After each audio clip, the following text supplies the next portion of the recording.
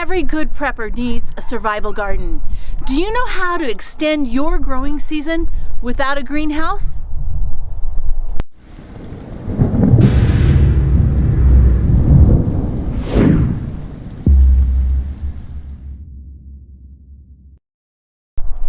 Hi, I'm Kylene, and I'm a Provident prepper.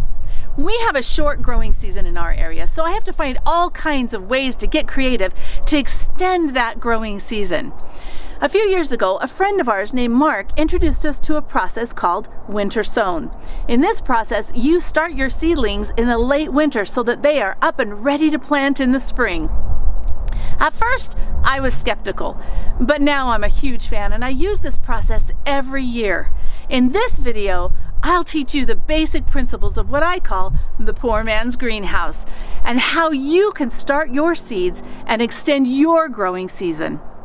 You don't want to miss this. Today, I'm going to introduce you to my poor man's greenhouse.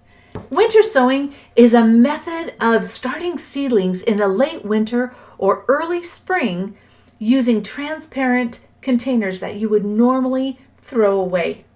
We live in Zone 6, so our last frost date is the end of May, which means we have a short growing season. I am always looking for creative ways to extend that growing season so that I can have enough time to produce food for my family.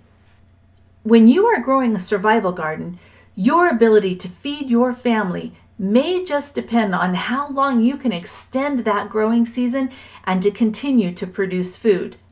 Knowledge is power, and I'm going to teach you something really cool today. This lettuce was a previous year's crop that was grown from little seedlings that I started using the winter sown method.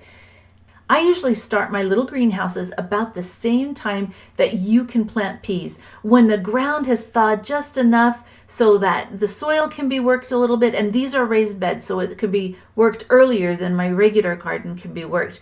But that timing seems to work really well for me, and it's usually the beginning of February or so. This year it was a little bit later because we had a lot of snow on the ground and I just didn't have access to the ground.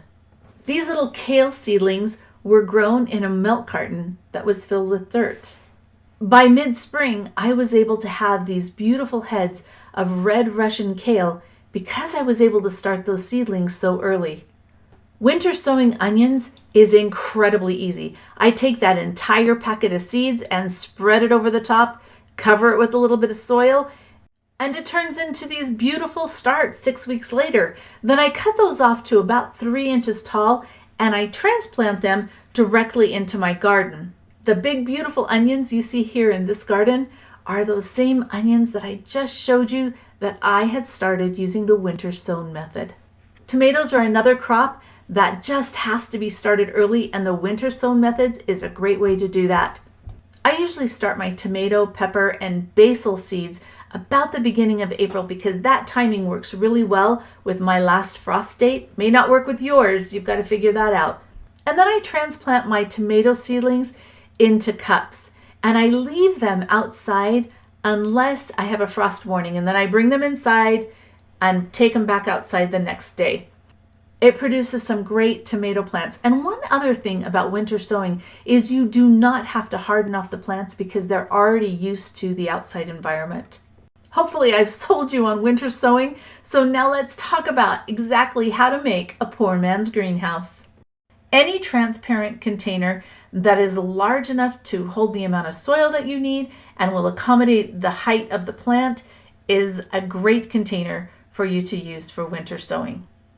The first thing you need to do is to drill drainage holes in the bottom of the container. Seedlings do not like soggy feet, so keep them healthy and make sure that you have plenty of drainage. Then we want to cut the container. I usually, the apple juice or the milk cartons, I cut them about 1/3 of the way up from the bottom. That gives me the right amount of soil and still gives my plant plenty of room to grow. If you're using a more shallow container, you just adjust the amount of soil that you put in, and a lot of those won't accommodate the taller plants. When you're cutting the container, leave enough of the container intact that you can have a little hinge. It just makes it easier when you're trying to tape it together. And then fill that base with moist soil. If you notice, this is a green 7-Up soda container, and it works great. There's no problem with the light getting through the green. Once you get the soil in the bottom of the container, it's time to plant your seeds to whatever depth is recommended on the seed packet. And then tape the container closed. I have used duct tape before when I didn't have packing tape, but I really prefer to use packing tape. Just make sure that you completely seal that container shut using the tape. And then clearly mark both the date you planted it and the variety. By marking the date that it was planted, as the years go by, you're able to get a much better feel of timing when you should be planting which of the varieties. Ventilation is critical. Throw away the lids and make sure that if your container doesn't have a hole on the top, that you drill some holes in the top of the container for ventilation. The ideal location for your little greenhouses is a sunny place. I put them on the south-facing wall of our home because it provides heat and sunshine and also protection from the wind because it gets really windy in our neighborhood. Before my winter sowing process is done, the black raspberries that are on the south side of the house start to go crazy. So I just move those bottles out a little bit in front of them to make sure that they get enough sun. We talked about you being able to use any transparent containers, right? That sunshine needs to get through. You can use a variety of shorter containers for seedlings. See, the seedlings grow great in this container, but they're not going to be able to get very tall before that container is not going to accommodate them. So just select the right plant for the right container. Now, I did have a failed experiment, and that's all part of this. I thought, we had gotten Subway sandwiches on this really cool tray, and I thought I could use that for winter sowing. So I cut the toilet paper rolls in half and filled them with potting soil and planted them and put this lid on it. This did not work well. The soil just wouldn't stay moist this way. So this was a bad idea. Don't repeat this idea. But on the other hand, don't be afraid to try new things because you never know what really might work. And this probably had something to do with the fact that it was in the toilet paper holders instead of in some type of a plastic container. So this was my late January lineup a few years ago. And this was the year of the duct tape.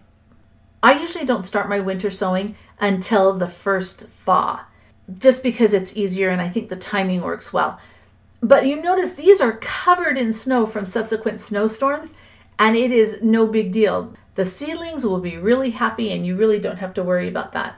As far as your timing goes, just make sure that you check the label on the back of your seed packet. For instance, the Pablo lettuce says that you can start it indoors 4 weeks before the last frost. However, leeks, it tells you to start it 8 to 10 weeks before the last frost.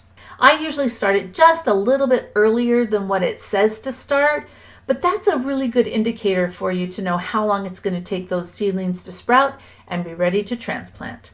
As far as watering goes, during the cold months, you really don't have to water this very much. And the way to tell whether or not your plants need water is by the condensation on the container. There should be plenty of condensation. If that starts to dry out, that's a really good indicator that you need to water them. When you first start doing this, it's kind of scary because you're afraid of all those little seedlings that are covered in snow or whatever. Just trust the process. Be patient. Those seeds know when it's time to germinate. If you start them a little bit too early, they might take longer to germinate, or they might germinate right away. But they know when they should start to germinate. So just be patient and trust the process. For more detailed information, you really should Google the Provident Prepper Poor Man's Greenhouse, a guide to winter seed sowing. This is such a cool thing, you guys. I hope that you will take time to go ahead and see what you can do with this. A video that you might be interested in is Prepper Survival Garden, because remember, winter seed sowing is all about helping you to extend that growing season so that you can produce a better survival garden for your family. And then a super fun video is the family potato harvest. This is when our kids were little and we grew potatoes in buckets. We were experimenting with that, and this is a video of the harvest, and it's just a really fun video. I know this process seems unbelievable, But you should give it a try. It really is an incredible way to start your seedlings early so that you can extend that growing season using something that you normally would have just thrown away. And now for the question of the day. What experience do you have using winter sown? Or what other economical ways have you found to extend your growing season? Comment below. And thanks for being part of the solution.